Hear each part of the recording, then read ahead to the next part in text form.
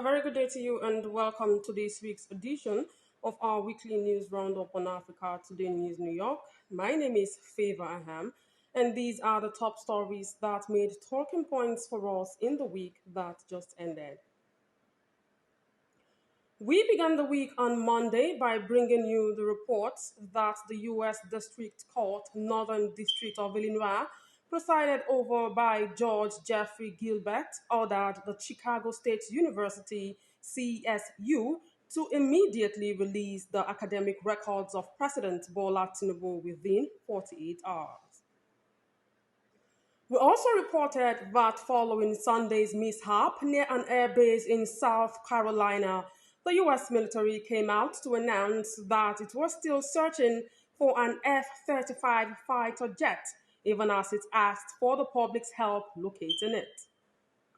Still on Monday, we reported that less than 2 weeks after the Presidential Election Petition Tribunal affirmed the victory of President Bola Tinubu in Nigeria's last elections, the presidential candidate of the People's Democratic Party (PDP), Atiku Abubakar, as well as that of the Labour Party Peter Obi, filed 86 grounds of appeal at the Supreme Court to nullify the judgment.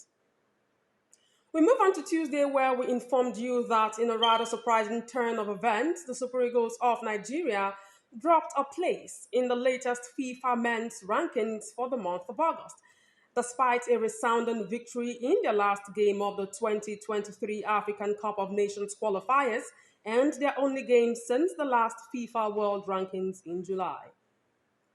We also reported on the same day that President Bola Tinubu, who spoke to the UN General Assembly, stressed that Nigeria's weight in the global arena is undeniable, cautioning that neglecting the nation's role could lead to dire outcomes internationally.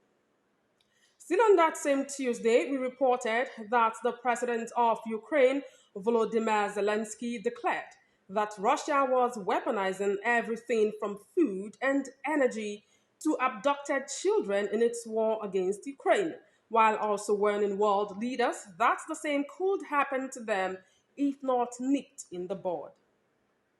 We move on to Wednesday, where we informed you that the president of Rwanda, Paul Kagame, came out to declare that he will run for a fourth term in next year's presidential elections. You recall that Mr. Kagame had in April said he was looking forward to retiring and handing over power after 23 years in office. We also reported that the president of Nigeria, Bola Tinubu, rang the closing bell at the Nasdaq stock market in New York on Wednesday night as he called on the United States business community to invest in Nigeria's economy, which he described as a bubbling market. Still on Wednesday, we reported that the United States and Iran confirmed the swapping of 5 prisoners each in one of the ARC-4's first deals in years, as Tehran gained access to $6 billion in frozen funds in the process. Now we move on to Thursday, where we brought you the reports that the president of Democratic Republic of Congo, Felix Tshisekedi, surprised many when he called for a speedier withdrawal of the UN force in his country to begin this year. Speaking to the UN General Assembly, he revealed that he had instructed his government to begin talks with the UN to bring forward the start of this progressive withdrawal from December 2024 to December 2025.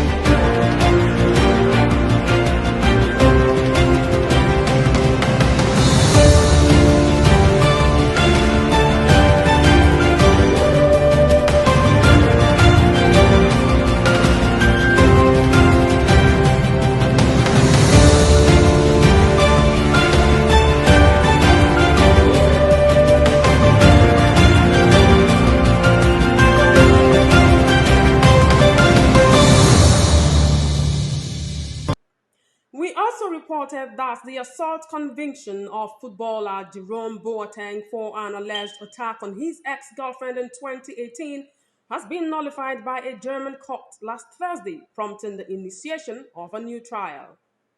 Still on Thursday, we reported that the body of the 27-year-old Afrobeat star who died recently in an unclear circumstance was exhumed for autopsy. The police confirmed. Recall that Ilerioluwa Aloba, also known as Mobad, died on 12th September and was buried the following day, a move that irked many of his fans. We move on to Friday, where we reported that Merrick Garland, who is the Attorney General of the United States, denied Republican allegations that he had protected Democratic President Joe Biden's son Hunter, while the Justice Department prosecutes former President Donald Trump. He insisted that none of the prosecutions were politically motivated. On the same day, we reported that the president of Nigeria, Bola Ahmed Tinubu, filed a motion with the district court to stop the Chicago State University from releasing his academic records to former Vice President Atiku Abubakar following an earlier ruling. This move has left many wondering what is at stake for the former Lagos State governor, who is now Nigeria's president. Finally, on Saturday, we brought you the reports that the junta leader in Guinea, Col Mamadi Doumbouya, came out to assert that the Western model of democracy does not work in Africa, as he defended the use of military intervention. He informed the UN General Assembly in New York that the continent was suffering from a model of governance that has been imposed on us and which was having trouble adapting to our reality.